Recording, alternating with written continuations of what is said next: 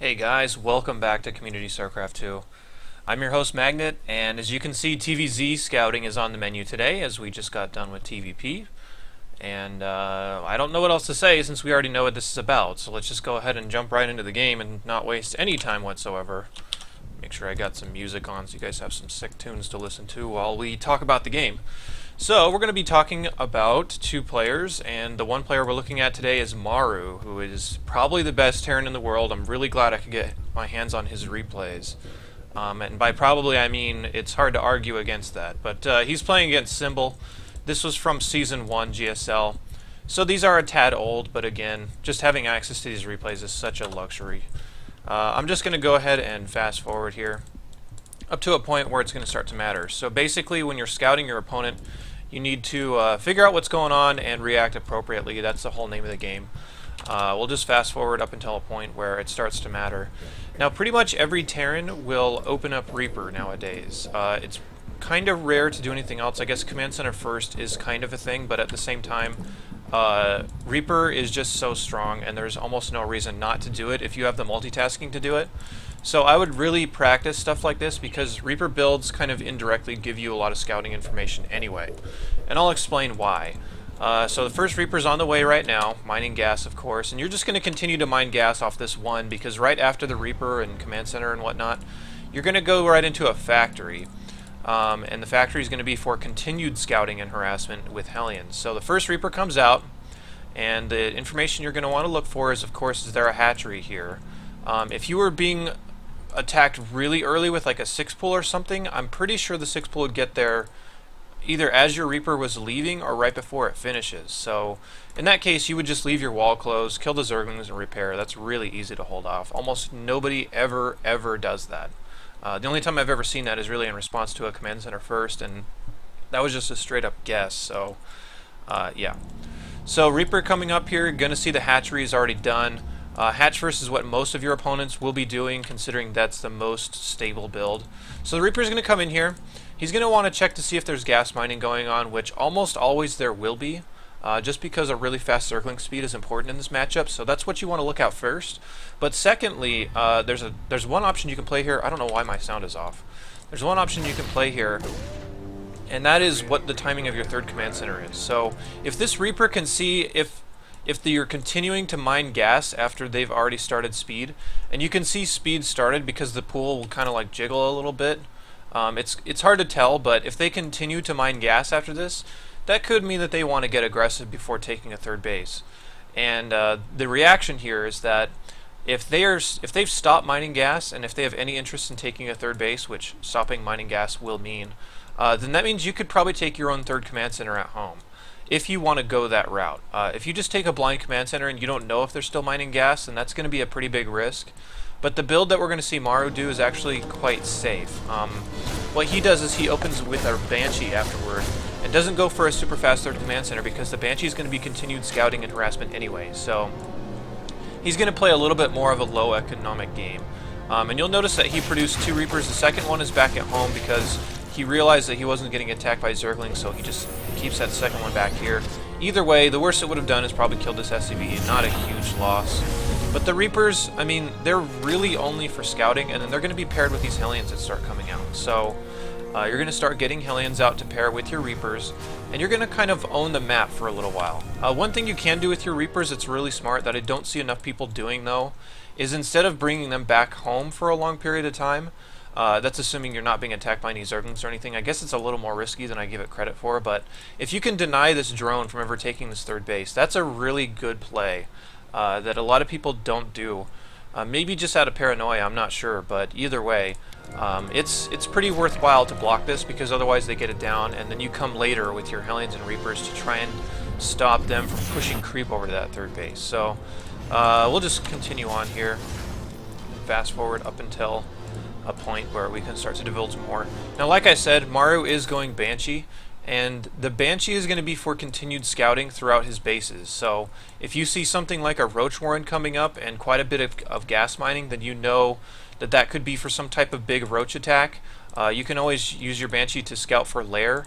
And the Banshee is also safe against these Roach attacks in some senses. Like, you'll have to probably abandon your natural, but you will use the Banshees to try and clear out the roach attacks. But either way, I mean, you really just need to keep an eye on it with various units and whatnot. If they're making a lot of queens, which you can tell as well if you continue to poke up here, then the chances of a roach attack coming up are really low.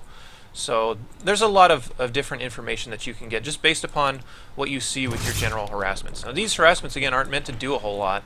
They're only meant to try and prevent creep from being pushed here. And you can see Symbol is moving his queens down with the creep to help it get pushed out anyway. So don't expect to do a lot with this force up until you have maybe like 6 Hellions and maybe a Banshee mixed in, because otherwise you're just going to run into queens and they'll transfuse each other and you won't be able to do much.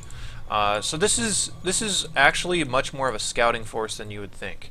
If these are out on the map and he starts to attack you with like a lot of Zerglings or Roaches or whatever, you're going to see the Zerglings and Roaches leaving his base rather than not know until they get to yours. So that's mostly what this force is for. It's for map control. It's to keep him honest. It's to not let him just drone up and not protect from anything. Because if he just doesn't produce queens, you can always just run in there. But it's just doing a lot more than it seems right now. And mostly it's just getting information. So Banshee's coming out. Once the cloak finishes, or you can start a tech lab over here on your other barracks to start stim if you want to go that route. Or this is about the time where you're going to start adding factories if you're going to play mech. Now Maru adds a 3rd command center, which is, you know, very reasonable at this time, about 740. But more importantly, he's going to make the decision on which route his tech is going to go. Now this is something you don't ever want to happen with this type of force, is get surrounded. So you need to be really careful about where the queens are forcing you to go, because if you just walk in there and get surrounded, and I don't know what is going on with my alarms, if you walk in there and get surrounded, then that's going to kind of diminish all scouting that you had, assuming you weren't going Banshee, but the fact that he is going to be continued scouting. So that force kind of gets surrounded a little bit. Now what this Banshee is looking for a really fast lair and maybe a Roach Warren if it can find it. So if it's really fast lair, that's almost undoubtedly going to be for really quick muta, and you need to put up turrets, get out extra units such as Thors perhaps, or, you know, prioritize getting out Marines faster, something like that. You need to be able to react to that. Secondarily, it's going to look for a Roach Warren to see if any big Roach attacks are coming up, because I know it's getting more popular in ZVT to just make a ton of Roaches and just attack and hope you trade well. So you need to look out for stuff like that with this Banshee. But again, this Banshee isn't meant to kill a ton. If you can kill stuff without losing it, then great. But don't lose it. Just try to get information with it at the very minimum. And again, you're just looking for the lair or a Roach Warren if that's coming down. And if you really get desperate, you can scan. But the whole idea of starting out with this unit composition is making it so that you can harass them if you have the multitasking and not have to scan, so you can drop mules instead. So he's just continuing to harass here, and even still, harass is still doing something. It's forced him to produce spore crawlers, which he doesn't really want to produce. You can kind of look at that as drone kills anyway, considering he has to spend money and lose a drone doing it. So either way, I mean, this is starting to stabilize into a fairly normal game. Now from here, the engineering bays are on the way for Maru. So he's going to start his upgrades, and it looks like this is definitely going to be bio, because you don't make 2 engineering bays if you're not going bio. And the whole idea with the engineering bays, you probably want to center it around when their lair is starting, so you can make turrets in preparation for Mutalisks, if that's, you know, the direction they're deciding to go in this. It's not going to be Roach. So just continuing to fire on here, and again, these Banshees really aren't doing much. These both have 0 kills, but even still, the amount of information that's being gathered is really important. Again, don't lose it. If you start flying to queens or spores, just get out of there.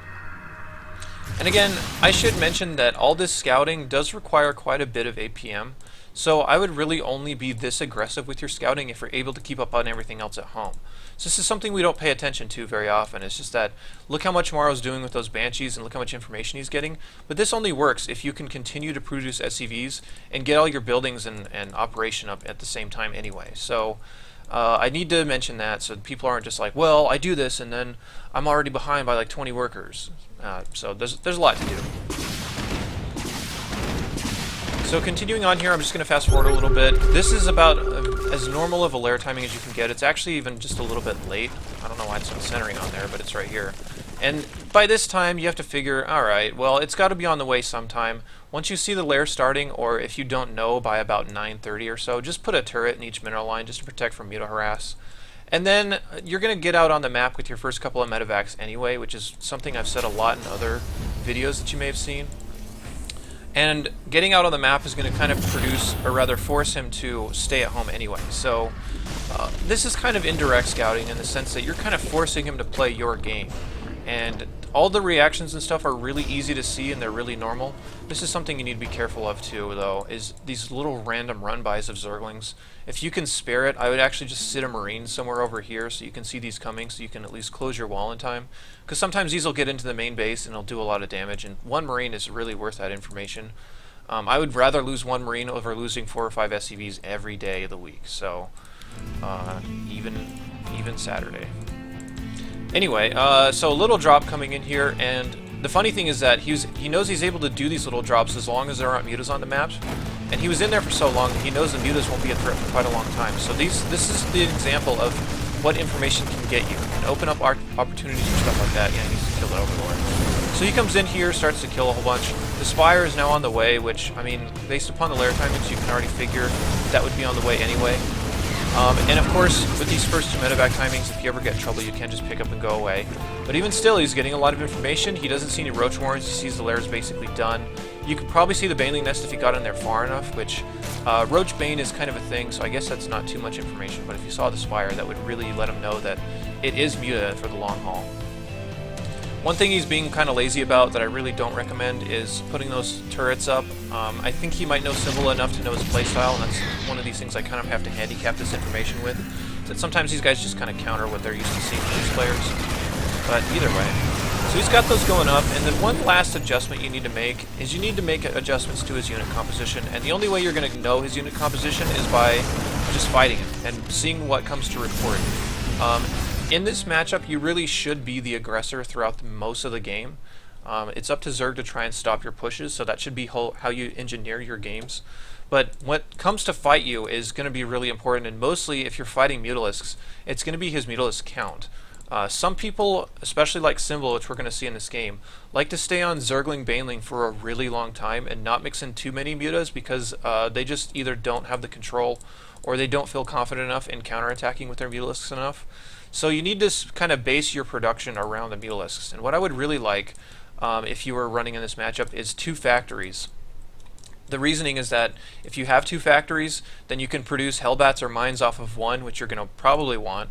And the second factory is going to be producing either Thors, or if they're staying on a lot of Banelings, you can mix in tanks.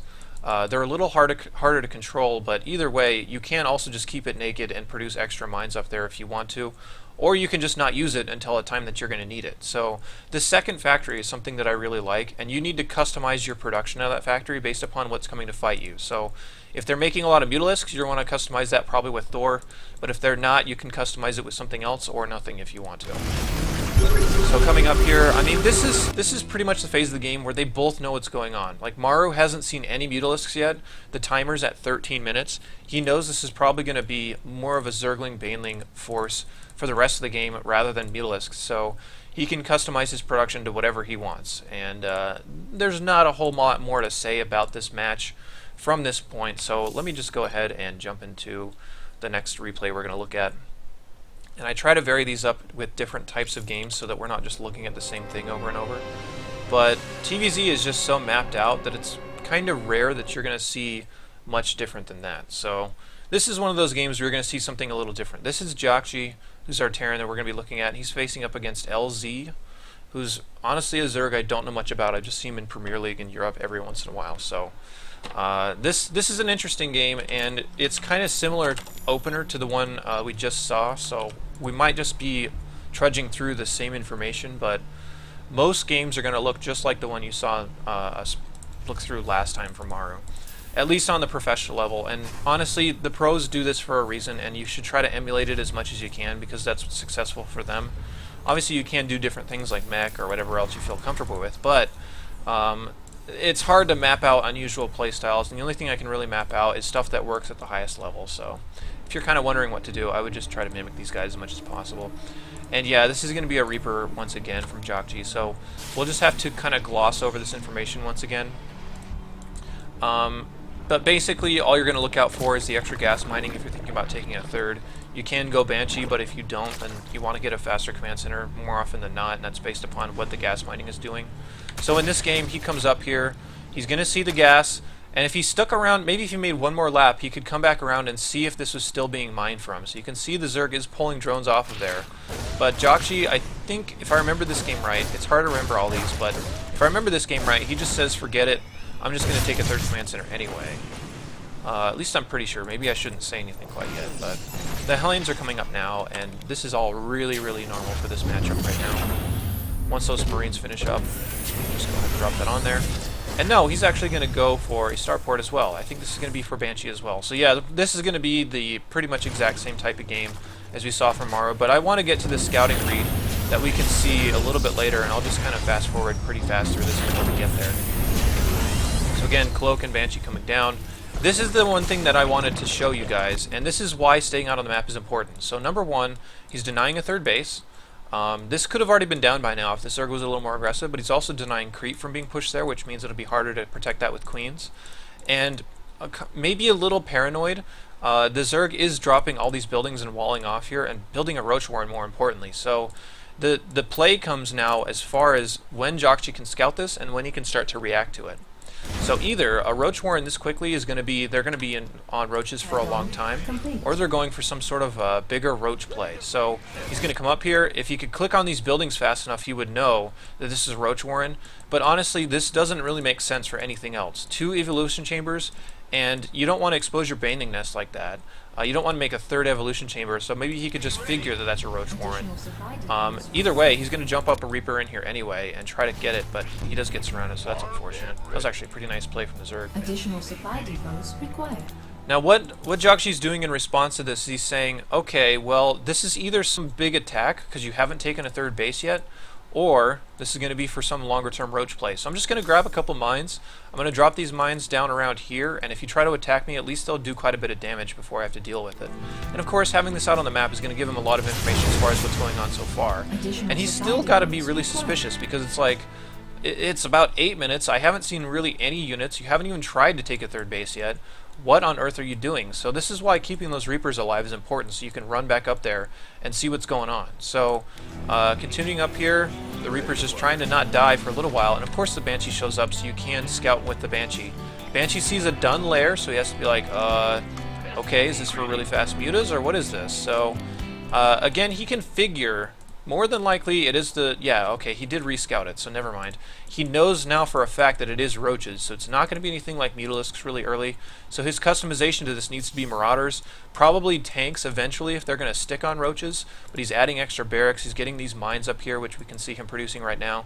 So this is exactly how you need to play the situation, is figure out what exactly it is for sure, and know how to respond to that via unit counters and timings and whatnot. Again, you don't want to lose his Banshee if you can possibly help it. Did he cancel Cloak? I think he did, because he realized it probably wouldn't be worth that much and he accidentally loses it. But either way,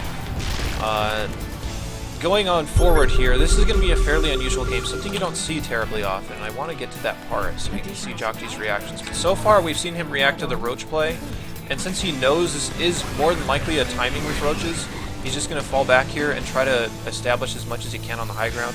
Again, following up with this Reaper, trying to figure out what's going on. And now he sees it. Now he sees the Hydralisk Den. He's got to be like, wow, this is really unusual. And the way you need to combat this is you're going to stay on bio like you normally would anyway. With mech, there would be no change. So mech doesn't care about this, but if you're running bio, the thing you need to start mixing in here is actually tanks. And we should see Joxy drop a tech lab on this factory here in just a minute, so he can start that. And I don't know why he's waiting so long, but take my word for it that he eventually does do that. And once he gets... Okay, no, he just switches it back on the other tech lab. And start tanks, Joxy. I know I've seen this replay. I know he starts tanks, but either way, that's the reaction you want to do. There we go. The reaction you want to do to Roach Hydra is definitely tanks and try to take good fights while your bio is eating up all the damage from it. And if you do it right, and if you do everything on time, Joxy's timings are actually a little slower than I would like to see.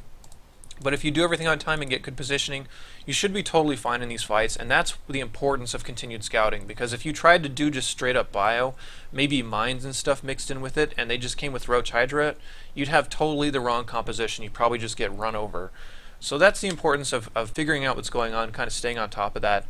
I hope you guys enjoyed the video, and of course if you have any questions you can drop them down in the comments.